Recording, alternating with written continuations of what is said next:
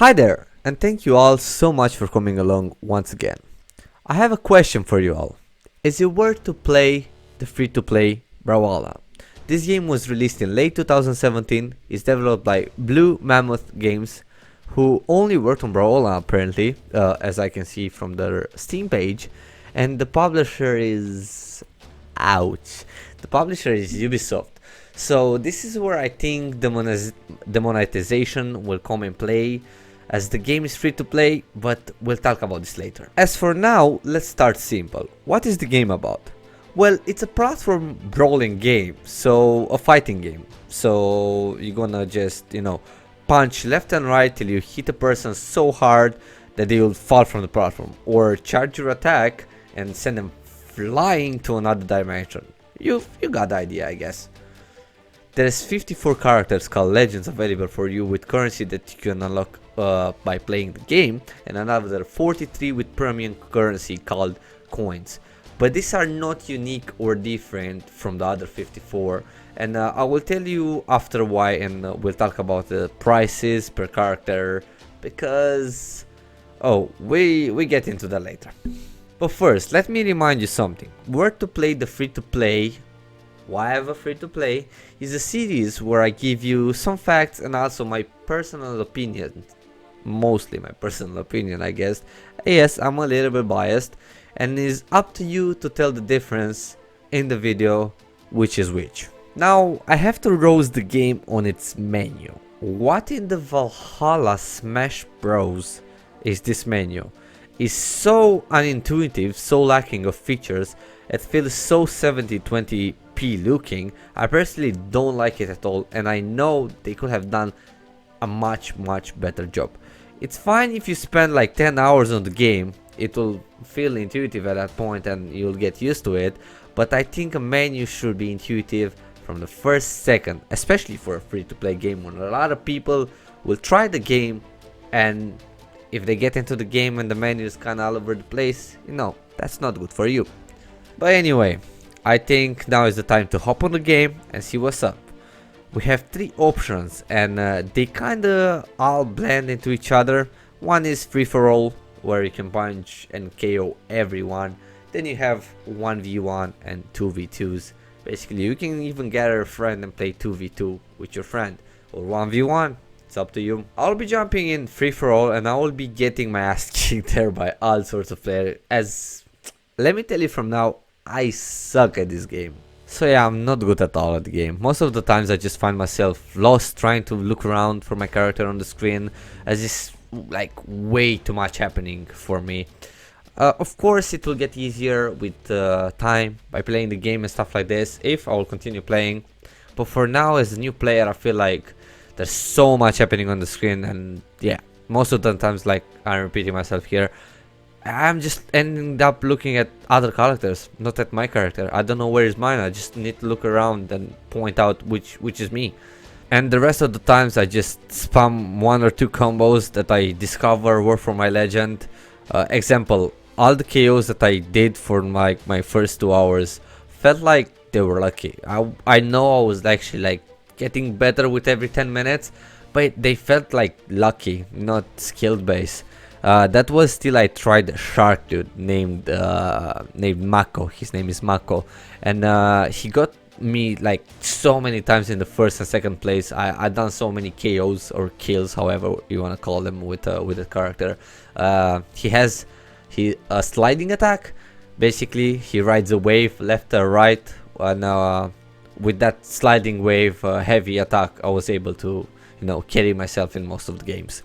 Now let me clarify something. It's not the game's fault that I'm bad, and this is evidence that you need skill and practice for the legend you play, for the character you play, in order to receive some kills or KOs, how you wanna call them.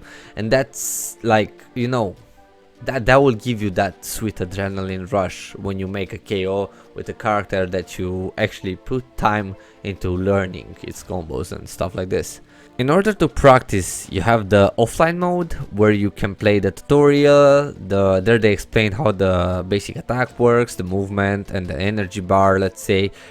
Basically, the lower your energy, that energy bar, I didn't mention it yet, but the lower your energy, the more you get knocked back.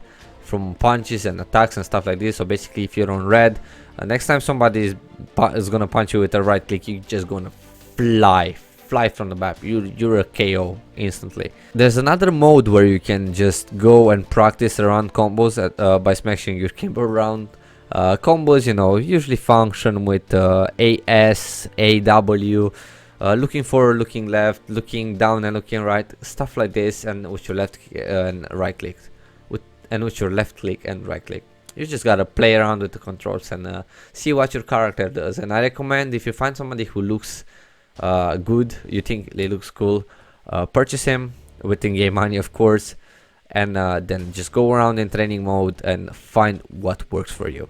But let's rewind a little bit and let me tell you about how free to play this game is. Well, it's actually free to play, very free to play. All you can buy is skins, and those extra characters that I told you earlier, well, they're actually crossovers from different games and shows and movies, and they are kind of like skins because they act like a normal legend that you can have for normal in-game currency, basically. For example, let's pick up Heat Blast that costs 300 coins, which is £10.39. Why the 39 cents? Like, why that? I don't get it. So Heat Blast from Ben 10 is actually ADA, which is 3,900 of in-game currency. Well, I think I'll just play ADA then. Yeah, thank you very much, because for £10 I can go and pick up a whole different game. But it's cool if you like it. Like, I like that dude a lot because it's magma, fire, lava, stuff like this that I enjoy. I like Ben 10 as well. If I was a fan of this game and I would play this game non-stop, and I would like Ada as a character, as like from the get-go, probably I'll put those £10 in game, but we'll talk about the pricings later. Another example, The Rock, which I don't have to explain who he is. He costs 300 again, and is actually Sentinel, which is 2,300, even cheaper than Ada. I can even buy Sentinel now after, you know, like 2 days of playing, basically like maybe 4 hours, not even 4 hours, I think 2 hours in total. But I will hold on to them, because maybe in the future I'm gonna hop over with a friend and I'll buy a different character. But anyway, prices for the premium currency are predatory. This is what I want to get to. Classic free-to-play stuff, unfortunately.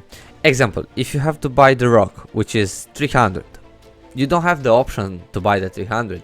You're forced to buy extra currency and then have like some remaining, like 40, which you can't do nothing with them. And you can't even buy the 2 of the first packs, as they will, you know, add up only to 280. It feels so scammy, because the one pack, the first pack is 140, and if you add them up it's 280. You need to buy 3 of the first packs, and that feels so scammy. I hate that thing so much in all the games, but it is what it is. You know, vote with your wallet, and that means if you like, buy it. If you don't feel like supporting it, don't buy it. You know, now with this currency you can buy the next things: skins, podiums, emotes, KO effects, weapons, skins, and many more. And none of those, but none of those have the price of a pack. They are either a bit more expensive or cheaper. So you're forced to buy more premium currency than you need most of the times. And did I mention yet? I think I did, but anyway, the currency is called coins, by the way. Coins. So original, I know, right? Yeah, tell me about it. So let me end up this mess and tell you something. There's nothing wrong if you like Brawlhalla.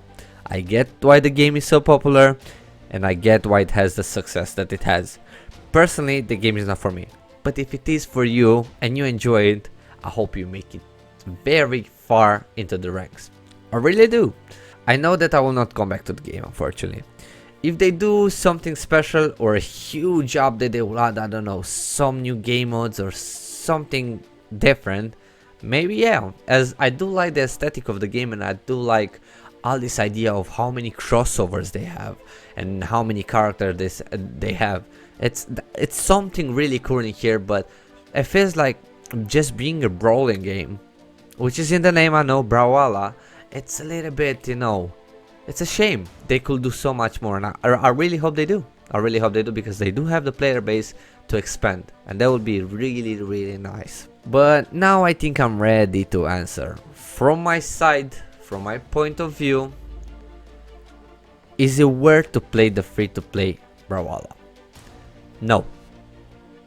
But worth to try? Yes.